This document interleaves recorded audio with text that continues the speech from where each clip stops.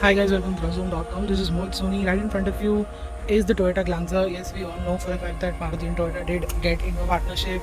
They have now two vehicles uh, in the portfolio where Toyota has rebadged two very popular models of the Maruti Suzuki portfolio, which is the Toyota Glanza, which is a Maruti Baleno, and the Urban Cruiser, which is the Maruti Brezza. This is even more popular because this is the premium hatchback segment. This is the hottest segment where a lot of people look for a car.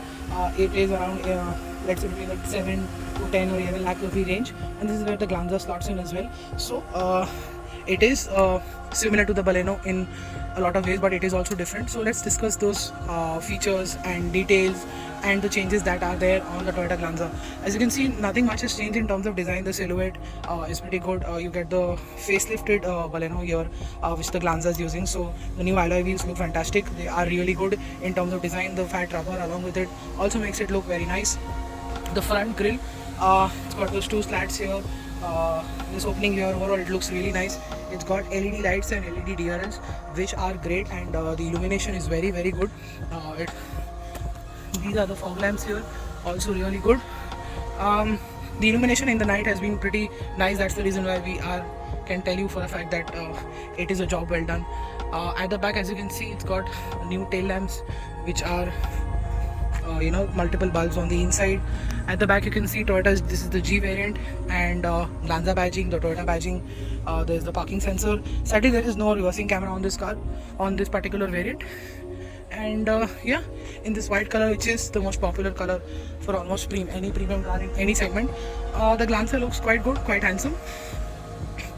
And the overall design continues to be very impressive. It has won a lot of hearts, and that is one of the reasons why Toyota has also decided to make this a part of their fleet.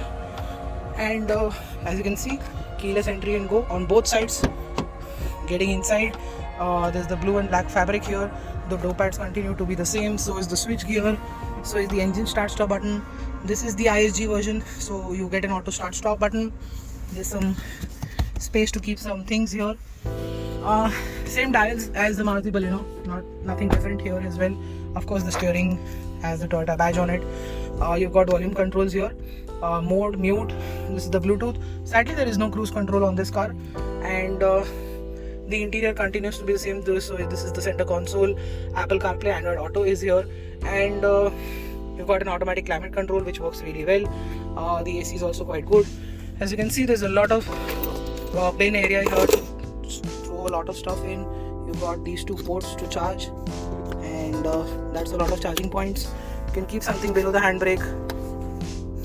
You can keep some stuff here under the center armrest, and you've got nice door pads as well, which can mount and host a lot of big bottles there.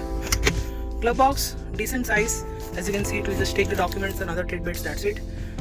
And yeah, the instrument cluster, as you know, has a good amount of features with this power talk button. The battery, which charges every single time you brake, which is also shown here. As you can see, that's the kind of fuel economy we are getting. We'll be discussing the driving part soon. And the screen here also works. So like I said earlier, there is Apple CarPlay and Android Auto on this car. It is wired, of course, not wireless, and it connects seamlessly with both the brands that we tested, and it's quite good. The screen, like last we saw in the Urban Cruiser, slightly smaller in size, but it's a very smooth, very nice and easy to touch, easy to operate screen. You can go through a lot of settings, and even the sound system is quite good on this car. There's the settings where you can see you can change a lot of things for the sound, and everything else related to the smartphone is here. And I think, yeah, it's a pretty easy, nice, simple infotainment system. There's nothing new, there's no connectivity features as such, but the sound system is quite good. The AC works in this cabin quite well. There is the start stop button, like I said. And yeah, let's jump to the boot, which is quite big. Boot almost slightly around 350 liters, is very big. It's quite deep. You can store a lot of luggage here. Got a parcel shelf as well. At the back, as you can see, I'm going to sit behind my driving position, and this is where the Glanza steps in. Just like the Baleno, there's a lot of space on offer. Very good leg room, enormous knee room, got a charging point here as well. There was the armrest for the driver. Two headrests, both of them adjustable, not there's no third one. There is the belt of course for them, and yeah, that's it. There's a lot of space here. 3 normal size adults can sit here for a good amount of time, not a long amount of time. Headroom is also quite good, and yeah, that's what makes the Baleno the Toyota Glanza quite practical. And let's see how the manual and automatic drive. So we are finally driving the Glanza. We've driven the automatic and manual, and I'll come straight to the point. What has impressed us the most is the fuel efficiency of this car. It has returned over 19 kilometers to the liter in our usual Mumbai-Pune expressway run, and that is fantastic considering you are getting almost 500 kilometers of range from a petrol hatchback, which is very impressive. Coming to the manual first, well, the gearbox is quite good. It can feel slightly notchy at times, and but it's very light, very nice to use. The clutch is also light, and so is the steering. When it comes to the automatic, this is of course the CVT gearbox. This is the premium CVT. It's not a AMT or a torque converter like that. So there is the rubber band effect, but that CVT experience in the city is always fantastic to have, because you know it's a limitless way how the pulleys work. So you know, it makes sure that you are pretty much in the right RPM range, and the gears the RPM is also low at the same time. So that is the reason why it gets fantastic fuel efficiency in the city and on the highway. Of course, while you completely floor it, and there is a CVT rubber band effect, and it you know, quite really never ends unless you reach the top end. But like I said, driving it most of the time in the city or on the highway, the rewards are that the fuel efficiency is just amazing. Even in the city, we are getting 13 to 14 kilometers to the liter, which is very impressive. What else? The road noise is slightly high. The wind noise can be intrusive, slightly above 120 kilometers an hour, but we've kept the car under 120 kilometers an hour all the time.